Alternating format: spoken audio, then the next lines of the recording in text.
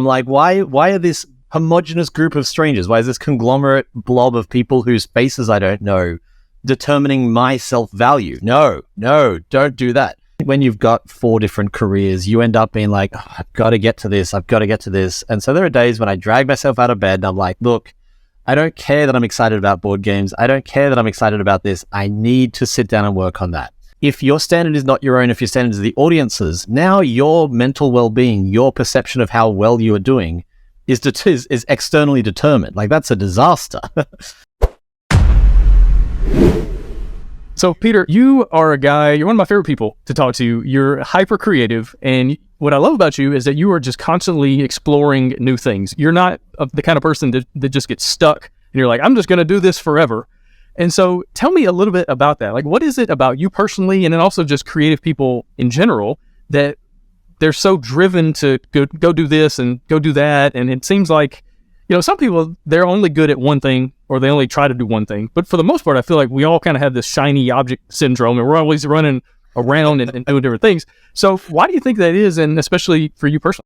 I sometimes get jealous of the people who can just do one thing. I'm like, God, that's so smart. Like, you just pick a thing and then you become an expert at that and you become the master and you make all the money, you get all the fame. Whereas I'm like, oh, that thing. I'll tell you, for me personally, whatever I am intaking. So whatever I'm like, if I'm listening to podcasts, I want to make a podcast. If I'm watching YouTube videos, I want to make YouTube videos.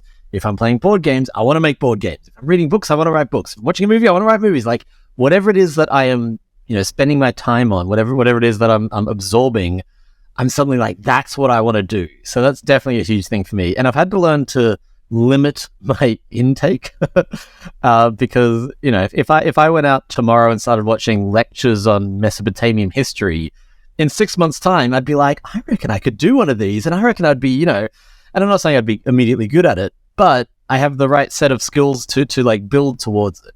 So for me, it's just, it's sort of like a dog and a squirrel. I'm like, that thing is cool. I want that right now, and I'll just pursue it. Yeah, that's a really good point.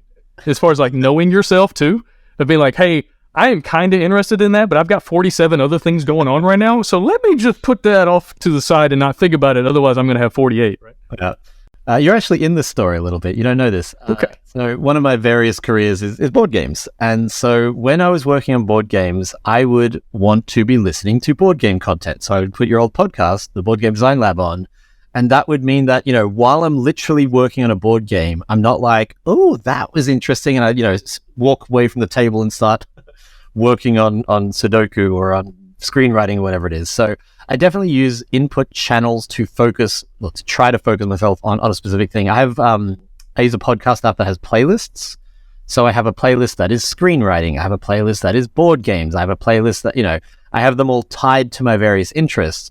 Of course, as mentioned, this means that then I want to make podcasts. And so I've had several podcasts over my life where I'm like, oh, I want to do a podcast now because that's all I'm listening to. Yeah, that's a good point of just immersing yourself in the thing and, getting it from all angles as far as like podcasts or books or news or whatever. That makes a lot of sense. And one thing I find personally, and this is something I've noticed as I've dove, as much as I can into YouTube, is the more I'm in it, the more I get new ideas and the more like the juices just seem to flow, the more rhythm I can get into. And you and I both were in this like really cool class that we're taking, about YouTube and things like that. And it's been so cool just to be surrounded by other people in this medium, because that's what we're talking about. It's at the front of my mind as opposed to the, 50 other things that are always on the back burner.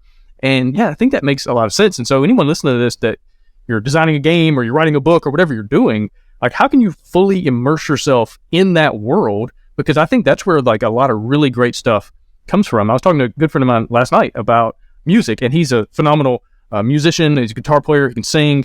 And we were talking about how so many people just don't realize that you might write 100 songs for an album that ends up with 10 songs, right? You're just going to immerse yourself in that world and just write and play new notes and try to figure things out. And then eventually you've got this massive body of work. And you're like, yeah, but these are the best ones.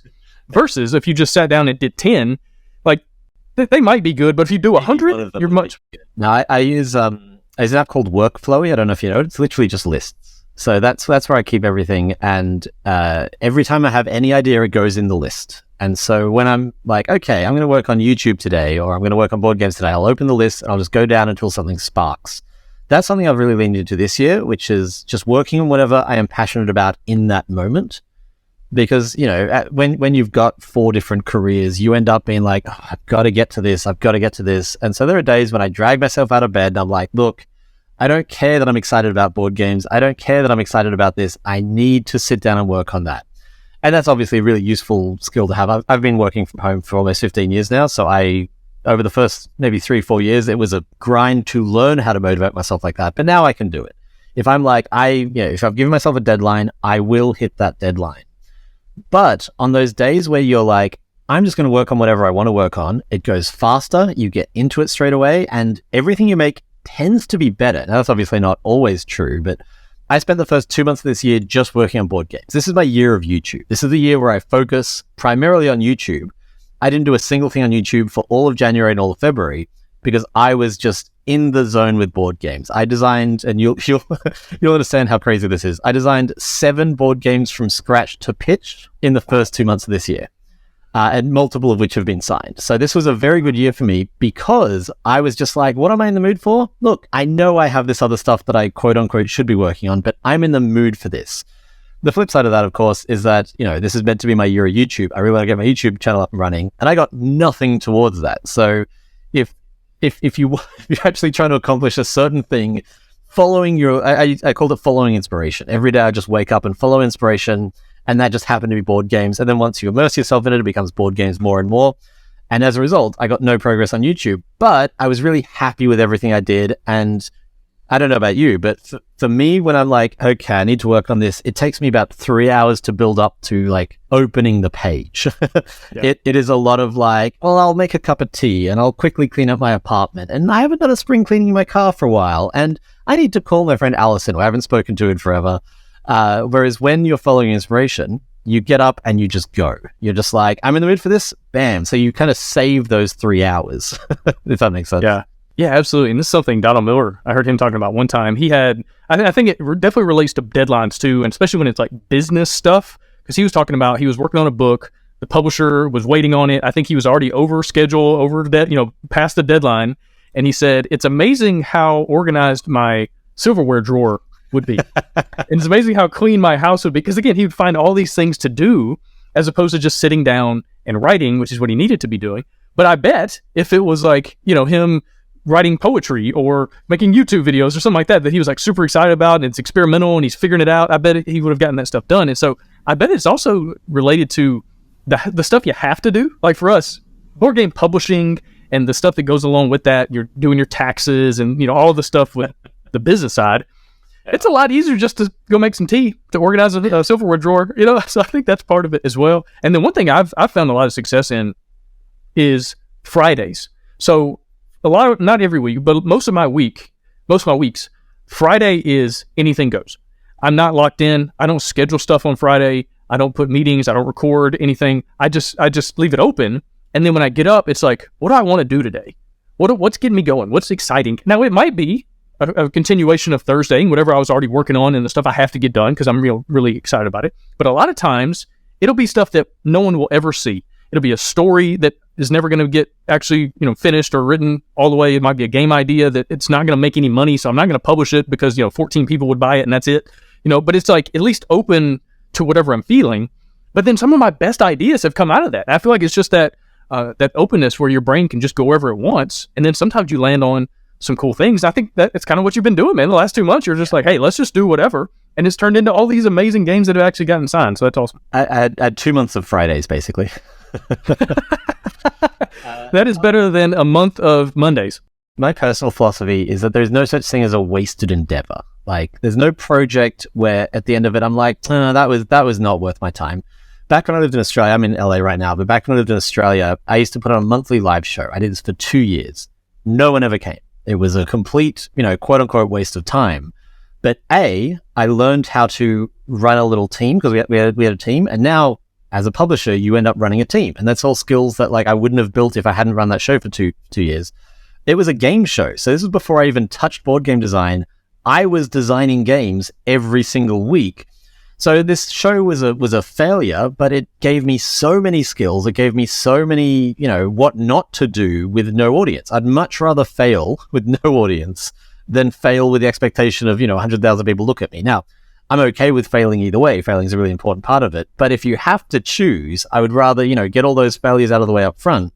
The main thing that it taught me, and this is kind of ephemeral, you can't really be like, yes, this skill on the box is to care about everything, which sounds exhausting, and it really is. But it's sort of the nice side of perfectionism. No one came to these shows, genuinely. We'd have maybe like 5 audience members and 7 people on stage.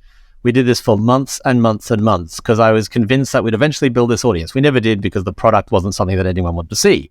Another lesson I learned from doing this.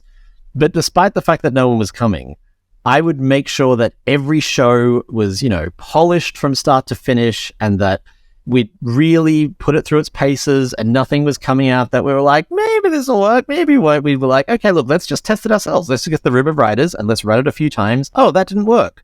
I'm glad we learned, again, I'm glad we failed in this room rather than on stage in front of our non-audience. And that has served me so well. Like any project I do now, past a certain point, I make sure, like, I've got games here that a dozen people have played. Like not quite. We made a lot of games that not a lot of people bought, and then everyone has a shelf of shame. So not every game that gets bought gets played. But I made sure that all of them were as strong as they could be from start to finish. And that doesn't really matter when no one's playing it. But once you have a hit, now you've got a bunch of people putting this thing through its paces. I've got a game called That Time You Killed Me. It's a 2-player time travel abstract. And there is so much content in that game. You just keep on opening more and more envelopes and more envelopes, and it just keeps on going. And even though at some point someone on the team was like, no one's really going to get to the end, I was like, doesn't matter. We have to make sure that the final envelope that 1% of players will ever get to and 1% of those will ever play is as good as the rest. And I really think, like, once you start hitting larger numbers, that 1% of 1% becomes a significant number of people. And if I hadn't learned from this show in Melbourne, you've got to care about every detail. Like it, So I learned, you were saying you have these ideas that they never go anywhere. Cool. But by exploring them and by making them and just by playing around with them, you will learn something that moves on to the next project. Guaranteed. 100%. Yeah, absolutely. It also reminds me, when I was in college playing football, we had a sign on one of the walls there in the weight room that said, your hardest work is done when no one is watching. And it really just hits home. It's like a lot of people can get excited because they're on stage for a whole bunch of people, right? They're going to go out there and they're going to perform, or they're going to make something that a whole bunch of people are going to watch or read or whatever. But can you bring that intensity? Can you bring that attention to detail when nobody's going to experience it? And this is something, it reminds me of Prince, the musician, the rock star. Yeah. And so, like, right after he died, so many people were telling stories about Prince and who he was and all these different things. And there's all the Chappelle Show stuff that people remember and all that. But one thing people were talking about was how if he did a show with 10 people or if he did a show with 10,000 people, it was the same show. He gave it the same heart, the effort. I mean, he'd be up there just pouring sweat and laying down music and singing and all this stuff, whether it was with just a few people sitting on some couches at somebody's living room or on stage in front of a ton of folks. And it's like, okay, that's a next level kind of thing. I think it's really psychologically healthy to make stuff for you. So Prince is not performing for those 10 people. Prince is performing for his own standard. If he doesn't meet his standard, that's a bad show. So he makes sure that the audience is almost irrelevant. He meets his standard. And I think that's really healthy, because if your standard is not your own, if your standard is the audience's, now your mental well-being, your perception of how well you are doing is externally determined. Like, that's a disaster. If I only, if I make a game that I'm not happy with and I put it out there and everyone loves it, that's really gross to me at this stage of my life, because I'm like, why are this homogenous group of strangers? Why is this conglomerate blob of people whose faces I don't know determining my self-value? No, don't do that. You make the stuff to your standards so that you can be happy with it. It's a bonus that other people will enjoy that. It's a bonus that anyone but you will get as much pleasure out of it. But as long as you're meeting your standards and setting your standards just as importantly, and then trying to meet those standards, you can have 5 flops in a row, and it's going to hurt. Obviously, I'm not saying, bulletproof, but you will know that you met your standards, and maybe you'll revisit your standards, but you're not going to be like, oh man, I used to be happy when people loved my stuff, and now I'm making stuff that I just love as much, and no one loves me. That shouldn't be affecting your self-esteem. Yeah, that's an excellent point. Let me ask you about the other side of that coin, though, because there's a lot of people who, especially when they're starting off and they're not any good, but they still have this standard of perfection. And so that leads to them never actually doing the thing, or they never hit publish, they never submit anything, they never pitch anything, because it's never to a certain quote unquote standard. So how do you find that balance of going, okay, good enough is good enough, but at the same time, I'm going to pursue excellence, but not perfection? How do you do that? I assume you know the Ira Glass quote. Is that the one where it's like you develop taste before skill?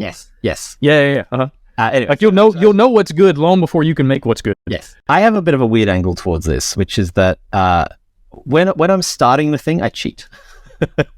So let's talk about board games, because you and I both know board games very well. There is a company, they're a great company, they're called Button Shy. They do 18 card games and 18 card games only. That is a hugely limiting factor. There are a lot of things that you literally cannot do in an 18 card game. You cannot make, Wingspan in 18 cards. You can make a version of Wingspan, sure, but you can't make the experience that Wingspan has provided to millions of people. You just can't do it. You can't make Star Wars using nothing but two finger puppets. You can kind of recreate and emulate it, but you can't make the full rich tapestry and the visuals and everything that Star Wars is. So when I'm starting in a project, I like to sort of impose these semi-arbitrary limits. So if I was a new board game designer, I wouldn't try to make Twilight Imperium, because Twilight Imperium is this 8-hour game. It's a $150 box. It requires people, 2 hours of teaching and all that. And that game, if you're new, is going to collapse. It's going to collapse under its own weight again and again and again as a new designer. However, if you're making something in 18 cards, it's not that it doesn't have to be as good, because I'm not saying just make stuff that's not good. That's not my advice at all. I'm saying the standards are different. I'm going to say lower. I'm not trying to demean Button Shy, who I think is a great company, and I think some of their games they set up there with Twilight Imperium. But if as a new designer, you're like, I want to make a board game, I'm worried about not being able to meet up to my own taste. I'm not being able to accomplish Star Wars in my first go, fair enough. Then try making an 18 card game, because the standards are different. The limitation will make you be like, okay, look, I've got something that works as well as it can. Or make up your own limitation. I've got 2 coins and a card. What's a game you can make with 2 coins and a card? It's not going to be an award-winning game. It can't be. That's too limited scope. But if you can make something with two coins and a card that's as good as a 2 coins and a card game can be, great. You've done something. As a filmmaker, if you want to make it your first film, don't try to make Star Wars. Make something that's shot all in one take. Or make a short film. Short film's a great example of what I'm talking about. A short film has a different standard than a feature film. It has a different standard than a 10-episode TV series. It has a different standard than an animated Disney flick. If you can make something short, then it's easier to make something that you like, because you've got these, limitation placed on you that I think of it as a ceiling. An 18-card game has a ceiling. A 20-second animated short has a ceiling. You can't make Gone with the Wind in 20 seconds your first go out. A single take film has a ceiling. If you can get closer and closer to that ceiling, it feels better than, reaching that same height while you're trying to make Star Wars. If you want to write a graphic novel, first write a 5-panel web comic and figure out how to do that. Because one, it's so much easier because it's limited, right? You're not doing a 6-hour Twilight Imperium style game. You're doing a 10-minute 18-card style game. And so the scope alone makes it an easier process. Now, there's a lot of challenges that come with the restriction and keeping the game inside 18 cards, the webcomic inside of 5 panels, because you really want that 6 panel, but you gotta figure out how to chop it down. Like, there's a lot of challenge that goes into that.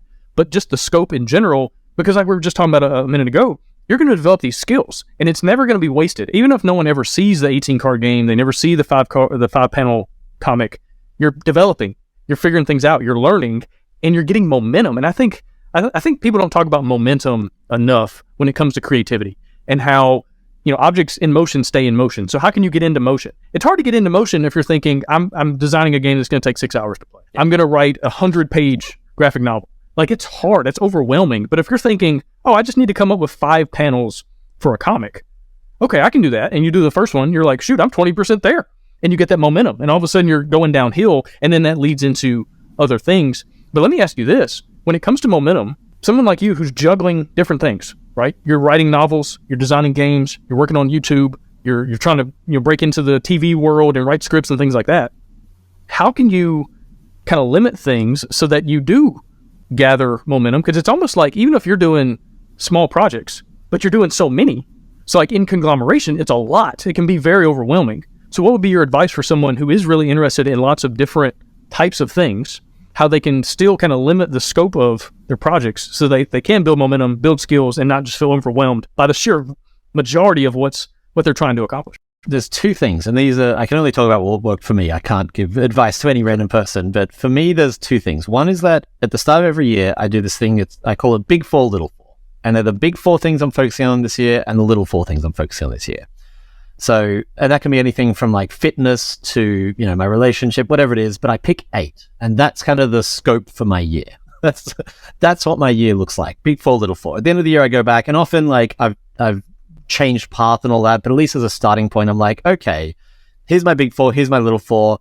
Do I want to take an improv class? Look, if it doesn't fit into the big 4, little 4, maybe not. Maybe that's how I limit my scope just a little bit. Like I try not to say no to too many opportunities, but if I'm trying to start a YouTube career and screenwrite and make board games and run my own publishing company and this and that, then I don't also need to take up a cooking class and start dating someone who lives in another country. That's just, it's gonna be too much.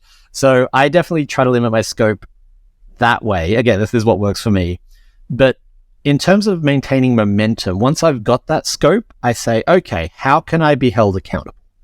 You mentioned earlier that we're doing this YouTube course together, along with a lot of other people. The number one reason I'm doing this is to try to find other people who are taking YouTube seriously. That's what's in it for me. I mean, the class is going to be great. I'm going to learn a lot. I'm going to attend the class, every day that I can. But ultimately, I'm trying to build a network and a community.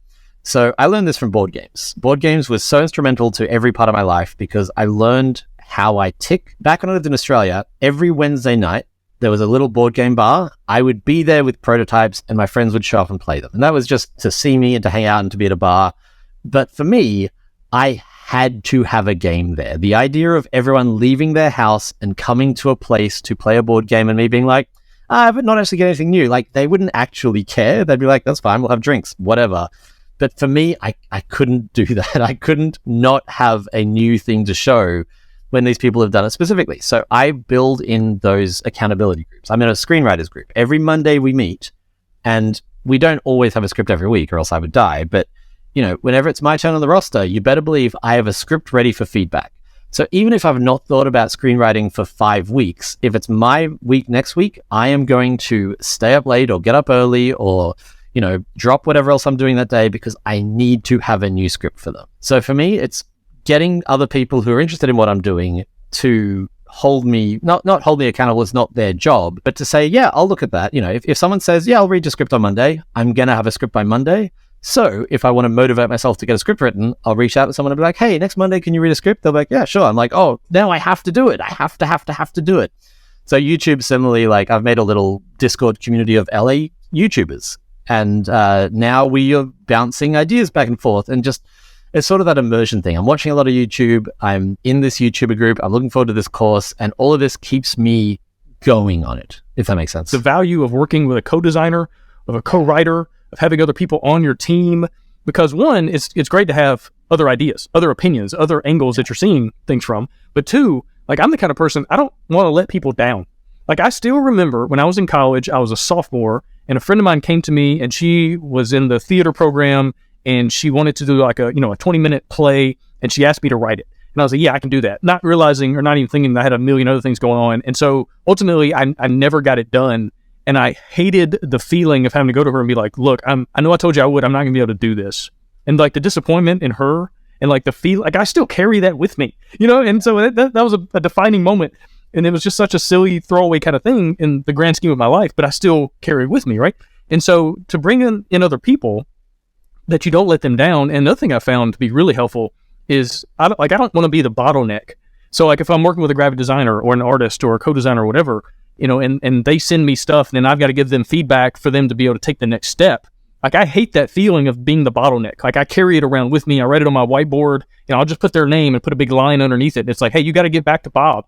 Bob is waiting on you. Someone down right now. Yes, absolutely. And there's so much value in that. And that's not everybody, but that's definitely something that works for me, is just carrying that accountability, that feeling of, I don't want to be the person that everyone else is waiting on. I don't want to be the person that's letting other people down. And so I'll give you the lowest stakes possible example. Every Tuesday, I'm going to hike with my friend. Every Sunday, I got a different hike with my girlfriend. And at any point, anyone could be like, I can't make it this week, it'll be fine. But I have never once been the person to cancel it because I want to do that. And I know if I let myself cancel it, then it won't happen. And I think you can also get this just from telling other people. That's one thing I try to do is I ask people, hey, what are you trying to do this week? Like, what are you, because if you write it down, like if you put it out there on the internet and you tell other people, like there's even science behind, you are much more likely statistically to actually do the thing if all you did was say, hey, I'm gonna try to do this thing, and don't keep it to yourself. And so again, like you're talking about having those people around you that you can just say, hey, this is what I'm trying to accomplish, and they tell you, like, even if that's all it is, if it's not business related, if it's not them waiting on you for the next phase of the project or anything, if it's literally just, I told you I was going to do something, oh, now I kind of feel like I need to, even though there's no stakes, like they don't care, but it still carries some weight to it. I think there's a lot of value in that. And so how do you maintain so many different things though? Tell me your scheduling. Tell me how do you stay productive when you keep bouncing around? Because again, you're writing books, you're designing games, you're publishing games, you're trying to break into the TV world and writing screenplays and stuff like that. How do you just manage it all from a sheer calendar standpoint? What does that look like? I'll start with the writing because that's my bread and butter. That's what I mean. The majority of my income from. I have a Patreon that I update twice a month. Back when I started, they would offer a thing where it's like, when I post, I get paid. I have very deliberately chosen that one. If I don't post in a month, I don't get paid. I don't make my income. So I need to post every month or else I literally cannot pay rent. I mean, I have savings, but you know what I mean? Like that is a cause and effect. If I post, I get paid. So you better believe I'm going to post. And my patrons are expecting it. It's that obligation thing again of like, they need to. So because that one's the most important one, that's my Sundays. Every Sunday after my hike, that's writing night. My girlfriend knows to never plan anything. If I get offered something, unless it's I got to go to the Annies the other day, which is like the animation awards. And if that's on a Sunday, I'm not going to be like, I gotta do my writing. I'll shift it. But generally speaking, Sunday is my writing block. That's when I write. There is never anything else scheduled there. And every Sunday I write. That's what I do on Sunday. So that one is such a priority that, there's the equivalent of like a blackout on every Sunday in my calendar. That's my day when I write. I'll write other days as well, but that's the day where no matter what else is going on, I sit down and write. Everything else is much more flexible. Nothing else has that same like must-do obligation. I mean, Jelly Bean, the publishing stuff, like you said, I've got deadlines. And so we have a weekly meeting where we just talk through it. And I'm like, okay, cool. But for me, the big one is I do a weekly review. And I can't even remember where I found this from, but it's a list of questions that every single week I sit down and I ask myself these questions. It takes about half an hour. I do it on Sunday between the hike and writing. So it's part of my weekly schedule, part of that day that is always going to happen. And I just go through, and the last question is, so it's stuff like, go through my journal for the last week. What did I spend my time on? Was that a good use of time? What was the best part of my week? What would I like to change? And then the last question is, what are the 3 things I'm focusing on this week? And that's a moment to not just kind of take life as it comes. So it'd be like, look, I've been talking about YouTube all year. I'm not doing YouTube. Cool. YouTube, I'm working on a Ted Lasso video right now. YouTube is one of the 3 big things that I am going to focus on this week. Maybe we've got a game coming out soon. I'm like, cool, that's one of the 3 big things. I'll pick a third one. And it's sort of like my big 4, little 4 that I mentioned earlier. Like, it gives me scope. I'm like, this week is YouTube, this week is a Jelly Bean game, and this week is working on this one board game that I've had the idea for. That's what I do this week. And at the end of each week, I go through the equivalent of my big 4, little 4, and I'm like, man, I've not even touched this one in 3 weeks. Okay, that'll be one of the big 3 this week, or maybe it'll get dropped. Maybe I'm like, look, I said I wanted to be a rapper, but I've not written any rap at all. Maybe that shouldn't be a priority this year when I've got other stuff that I should be working on. Yeah, and I want to highlight something you said kind of early on in that, and that's Sundays, the people around you, your relationships, they know what you do on Sundays, and then they support that. And I was talking to somebody, this was a while back, and they said, hey, what's your best advice for getting into creativity, getting good, being successful, whatever? And I said, I think first and foremost is to marry the right person. It's to surround yourself with the right people that are going to understand. So for instance, my wife, now that I'm switching gears into a lot of this YouTube stuff, my family knows that Tuesday is YouTube day. That in the morning, I'm working on scripting, I'm researching, I'm finding things, I'm recording in the afternoon, sometimes the evening, depending on how long the first time takes. Like, you're just not going to see me much on Tuesday.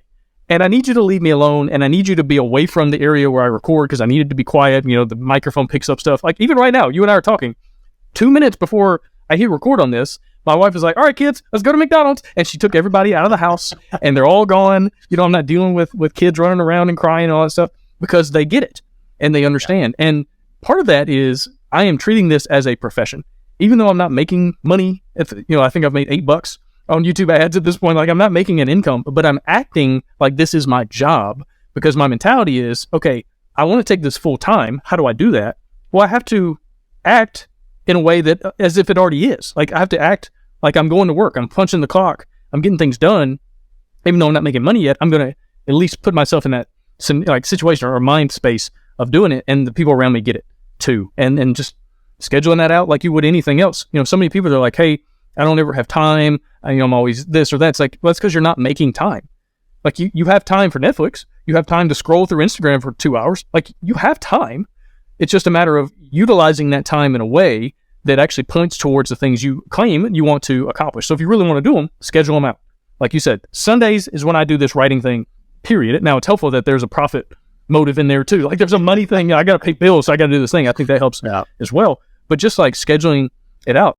There's a framing that I've always really enjoyed, which is it's not you don't have time, it's that this is not a priority. You know, there's a mug. Beyonce has the same 24 hours in the day as everyone else. Now, she also has an entourage and a bunch of money, but when it comes down to it, like, we all get 24 hours in a day. So it's not that you don't have time, it's that you have different priorities. Some of those priorities are very important. You have kids. You need to prioritize those kids above other things. But at the same time, like, you have made that choice. It's not that you don't have time, it's that you've chosen to prioritize parenthood above certain other things. Yeah, absolutely. And I'm reminded of Hulk Hogan back in the day when he was wrestling nonstop, and he would talk about how he would wrestle 400 days a year. Yeah. And it's like, well, Hulk, there's only 365 days. Like, how? He goes, yeah, I wrestled in Japan so much that I was constantly crossing the international date line, and I would wrestle in California, and then I would get on a flight and wrestle in Japan. He's like, I wrestled 400 days a year. And he's serious. He's not being metaphorical, because that was his life, and that's what he wanted to do. Now, he also was making a lot of money, so maybe we can't discount that. But I think that's just something to think about. It's like, do you really want to do this thing? Is it a priority? And if it's not, that's okay. But at least use that language. Don't say, I don't have time. Say, this is not a priority, because I think that hits harder. Like, it carries more weight when you have to just look in the mirror and admit to yourself, it's not externalizing. It's not that time is the problem. It's that you have made a choice. Right. Instead of blaming the universe, it's saying, no, I am in control of my own life, my own destiny. If there were 30 hours in a day, I would be able to do what everyone else does. It's like, well, everyone else does it without 30 hours in a day. Like, we're not all jumping on a plane to Japan. One of the screenwriting podcasts in my screenwriting playlist is That Screenwriting Life, or This Screenwriting Life. It's very good. It's two of the women who worked on Inside Out and a bunch of other Pixar films, and they've had a long career. And one of them said something that it's so simple, but it just really, I've remembered it for years now since I heard it. And that is when you have to value your writing time. Again, this is so simple. There's no deeper meaning than that. But she said, when you look back in 20 years' time, will you wish that you'd spent more time prioritizing your writing, or saying, like, look, I live in LA. It's very easy to be like, I'll go to an event every night. There's 400 events every night in LA that I would have a great time at. And by saying yes to all of those, I'm saying no to screenwriting. By saying yes to, hanging out with friends 5 nights a week. Have friends. I'm not saying have an unhealthy life. But every now and again, just be like, cool, have I made that choice? Have I valued my writing time and gotten some writing done? If not, you're not going to get the writing done.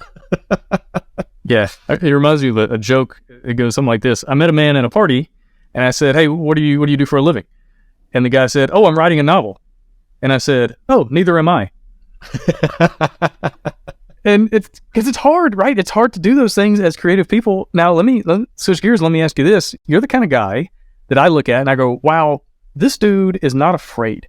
You're not afraid to move to a different city. You're not afraid to move to a different country. You're not afraid to dye your hair blue. Like, you're just a guy that's like, I'm going to do a thing. And then you get off the couch and then you go do it, which is what 99% of most people never do, right? They can't ever kind of get to that place where they go, I want this thing and I'm going to actually take the steps to do it, as opposed to just sitting here and hoping. How? Give me some advice. Now, I know this is, somewhat, everybody's going to be different. Everybody's got different. Right. things are carrying into things. But for you personally, what is it about you in your mind, in your life, that you go, I'm going to move to Los Angeles. I want to write for TV. So I'm going to go do that. Even though the odds are stacked against me, even though it's insanely difficult to break into that world, I'm going to go do it. How? Okay, I'm going to give you the depressing answer first, which is that I am an atheist. I do not believe in an afterlife or anything like that. So for me, there is a ticking clock. There is a point at which I get to do nothing else ever again. Now, if you're not an atheist, this obviously won't resonate the same way. But for me, I'm like, okay, I have X years. The end. That's all I have. It's there is a distinct point at which I don't get to do any more writing. So I want to get that writing done now. The other answer is also depressing, but hopefully in a more useful way, which is, I've been talking about this a lot lately. Let's imagine that that there's a race coming up. There's a race of 1 kilometer, and there's 1 million people in this race. So it's not a small race. There is 1 million people who are going to race from the start to the end. And you want to be in you don't even want to win the race. Let's say you want to be in the top 1,000 or the top 100. That's an incredibly tiny number of people, but you want to run this kilometer and you want to be in the top 1,000. Okay, now there's a second you. We're going to externalize and say you're betting on this race. You are going to put money on this race and you're going to try and guess who's going to be in the top 1,000. Are you going to bet on the guy who has run this course 1,000 times and stays up late every night listening to podcasts about running, who, has bought the gear and has hired a trainer and has made sure that, when it comes, he gets his sleep every night, he works out every day, he eats his vegetables? Or are you going to bet on the guy who's like, I would like to win that race? That seems like a nice idea. When it comes to any creative profession, anything like YouTube or screenwriting or board game design, there are 1 million people who want to be in that top 100. I think, and I don't have the facts to back this up, I think there are less than 100 full-time board game designers in the world. If that. It is an extremely, extremely, extremely small portion of people. And I have people saying, hey, Peter, I want to be a full-time board game designer. I'm like, cool. Why would I bet on you? Like, why would you bet on you? I don't matter. Why would you bet on you? I was talking to a guy, very lovely guy, really liked him, not trying to pick on him, but he said, like, I asked him, how many games have you designed this year? He's like, well, it's been a busy year. I've had some stuff come up. I'm like, that sucks. I'm really sorry they've had stuff come up and had a busy year. I'm taking my money elsewhere. I'm not going to bet on the guy who's like, I want to win this race, but it's been one of those years, so I haven't had a chance to practice. I haven't actually gone and checked out the course yet. Like, I want to be I am a creative professional. I want to be a screenwriter. I want to be a screenwriter, and that is 100 people or 1,000 people in the race. There are people all around the world who want to be in that top 1,000 people. So how do I bet on myself? How do I give myself the best chance? I find the gambling metaphor really helpful, because as soon as you put money on the line, actually, you'll know this from board games too. If you ask people, hey, what do you think of my game? They'll be like, I liked it. And you're like, cool. How many dollars would you pay for it? They're like, I don't know if I liked it. And it's like, cool. So you didn't like it enough. Like, in order for a game to be successful, people have to want to give you money for it. In order to be successful in screenwriting, imagine you're placing a bet. And here's the thing. We talk about Nepo babies a lot lately, but it's a valid part of the conversation. Are you going to bet on this Australian who's moved here and has spent all of his time making YouTube videos and board games? Or are you going to bet on Tom Cruise's son? If you had to bet, that's an easy bet. So I need to get myself in a position where I am a valid bet. Are you going to bet on the person who is Tom Cruise's son, or the person who has written 20 screenplays, moved to LA, goes to a networking event every week, makes sure that they're watching as much as they can and keeping up with what's marketable, and knows the name of everyone at every studio? Like, at that point, it might still lean more towards Tom Cruise's son, but it's not a crazy uneven bet anymore. Like, if you really want to do this, if you truly want to be in that top 100, that top 1,000, look at the race and say, where am I going to put my money? And if it's not on you, say, okay, how do I become a viable bet? And there's going to be sacrifices, obviously. Like, moving to LA, that's a sacrifice. Like, there's so many things that you have to give up. But if you actually want to be a viable bet, that's the only way I know how to do it. Or be Tom Cruise's son. They're the only two ways I know how to do it. Yeah, that's a really, really good point. I heard a guy talking about this in a video a while back, and he was talking about building a YouTube business, right? Not just making videos for fun, but like, if you want to do this as a profession. And unfortunately, you could kind of do it for free. Like you can start off, you get a decent camera, get a decent microphone, you can hit record, you can start doing that. We're both doing that right now. Exactly. He said, but the downside is of kind of modern, the good thing about modern creativity is a lot of times the entry point is very cheap, if not free, period.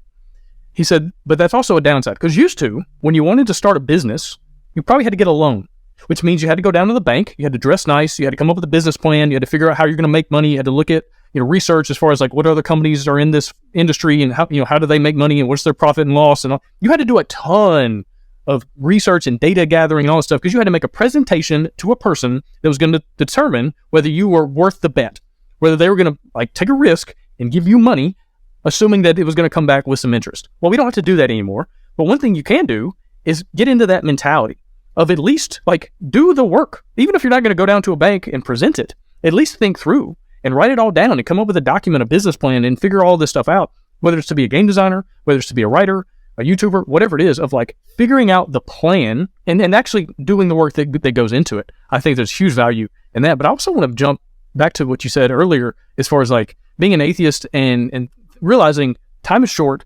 Every day is one less day you're going to have on this earth. And like there's a motivation there because I look at it from the opposite angle, like being a Christian and believing that I'm one day going to stand before God and like have to talk about stuff and like, hey, what did you do down there? I want to be able to sit on, present your business plan. Exactly. But I want to be able to say, I lived life to the full. I used every ounce of opportunity and talent and everything you gave me. I look back on my life and there was nothing left to give. Like I want to be able to have that conversation. And so my thought is the exact same as yours, just from a slightly different angle of like, my time is finite. I only have so many days on this earth. I've got a poster over here right next to me. It's called My Life in Weeks. And every week I mark off another, I mark off another, box and realizing that, on average, men in the US live to be like 79 or something like that. And so that's how many boxes are on the poster. And every week I'm one down, maybe I live longer than that. Maybe I live less than that, but like that gives me a really good visual of, hey, time's running out. I got to get stuff done. And not to the point where I'm like never sleeping, I'm grinding, hustling all the time and like destroying myself and all that. No, but just the realization that time is finite and to allow that to carry some weight in my life, man, is super, super helpful. And so I got really sick about 18 months ago. It was a fatigue that, I've always been full of energy. Like, as you mentioned, I have 4 careers. You can't do that without giving everything you've got and having this unnatural amount of energy. So I've been very, very blessed or very fortunate, however you want to put it. Like I've just had all this energy. In November 2021, it just disappeared. I was unable to get off the couch. I was depressed, which I've never suffered from depression before. It just all of that stuff. And then fortunately I've been to doctors and they've fixed it. And so now I'm back to energy, but it really like, I thought I was motivated before, but suddenly having the light taken out and then gifted back to me, I'm like, okay, let's do this. The one thing that really taught me though is I didn't value friendship in the same way as I do now. When I was down, when I was depressed, I couldn't work. I just couldn't get anything productive done. I would sort of use all my energy reserves to get a little bit of writing out to keep on paying the rent. But other than that, I just didn't have the energy for anything. But I could hang out with friends. And so suddenly I was like, oh, this is why people have friends. I get it now. And so again, I'm very fortunate. I've gotten back to basically full capacity, but I've maintained those friendships and I continue to value those friendships, and it's been really lovely. Yeah, how many people that are in their mid 40s have a heart attack, almost die, and they're like, oh, I need to reconfigure everything, my priorities, my family, my health, my work life balance, like everything changes because of just what you're saying. Like when you have something taken away. Like what's the old song? You don't know what you got till it's gone, right? They pave paradise and put up a parking lot. It's like when your life becomes a parking lot, you're like, oh shoot, I remember those trees. I need to get back to the trees and the grass and all that. And so I think there's a lot of value in that. And so if you can find a way though to get into that mindset without having to have a heart attack, without having to find yourself in the parking lot, you are way ahead of most people. You spoke earlier about going up to the bank and talking to the businessman, all that kind of stuff. The term for that I find really useful is gatekeepers. And there used to be, the bank used to be a gatekeeper. Or if you're a board game designer, the publisher used to be a gatekeeper. And now there's Kickstarter. And a lot of people have been like, there's no more gatekeepers, except here's the trick. the gatekeeping has just shifted to the audience now. Like the audience was always the gatekeeper, always, always, always. But then the bank or the publisher was a proxy for that. So they would be like, look, we think we understand this audience, so we're going to make decisions based on that. That's been eliminated. Now it just goes down to the audience, but the gate hasn't actually changed. I mean, there's a lot of advantages to it in that, you know, people of color and minorities and all that kind of stuff who would be rejected arbitrarily by the gatekeeper are now able to have their voice heard. And you know, I'm polyamorous and I could write exclusively about polyamory if I wanted to. And in 1980, no bank would be like, well, yeah, sure, we'll do that. But nowadays, I just have to reach that audience. Whereas now, you know, the audience is the gatekeeper. That doesn't mean there's no gatekeeper. That doesn't mean you can't try and be like, look, I don't need to talk to a bank, therefore it's easy. Now it's the people clicking through. It's the people buying the product. They are the gatekeepers. So you still have to meet the same standards. It's just not as much of a funnel anymore. Now it's broader. Yeah, absolutely. The gate has gotten wider, but there are still keepers of said gate. And now it's easier to find your people. It's easier to find your new gatekeepers. The gate was always that wide. There was just a earlier, smaller gate that you had to get to the larger gate. Yeah, absolutely. That's a great way to look at it. And now, luckily, online, things are possible. There are more opportunities, but now there's also more noise. And now there's also more people vying for the same, in theory, the same amount of dollars, the same amount of attention. Like, you know, people only have so much attention, so much money, and now there's a lot more trying to grab onto that. And so, yeah, absolutely, just something to be aware of. Well, Peter, this has been excellent, man. What are you working on right now? What projects should people be on the lookout for? So the big thing I'm working on right now is my YouTube channel. It's just Peter C. Hayward. I'm sure there'll be a link somewhere. Put it up there, Gabe. I want the link up there. Go check out my YouTube channel. I'll talk about it in the terms we were earlier. Back in 2010, I did the Vlog Brothers project, which is just a video every weekday, 4-minute video, and no one saw them. They weren't very good, but like we were saying earlier, just by producing that much content, I learned how to make videos and how to edit, how to speak to a camera. This year and last year, I've been doing Pixar videos. I'm really into Pixar. I'm just a huge fan of the company. And by limiting my scope to just Pixar, it's like, cool. Like, again, if no one clicks on them, I'll get the hang of it. I'm not saying I'm a master at it, but I'm like, okay, I'm at the point where I've learned what I can from these limited scope videos. So the next thing coming out at some point, I don't know when, is going to be my 1.5-hour Ted Lasso video essay. It's so huge. It's so overwhelming. It's going to be exciting to put it out there. No one might watch it, but I'm using everything that I've learned from these things to make a video about how I feel about Ted Lasso and why I think the first season was stronger than the second season and so on and so forth. So check out my YouTube video and hopefully there'll be a bunch of little Pixar videos and a big Ted Lasso essay for you. Awesome. Well, I will definitely watch Ted Lasso, your Ted Lasso video. I'm a huge fan of the show, and people keep telling me that I remind them of Ted, which I take as a compliment. I find that, I appreciate that. There's the accent, there's the football, there's the positive attitude, there's the moustache. They're having very little understanding of soccer. But anyway, Peter, it's always a pleasure to chat with you. Really appreciate you being here. Thanks so much, Gabe. Pleasure to be on.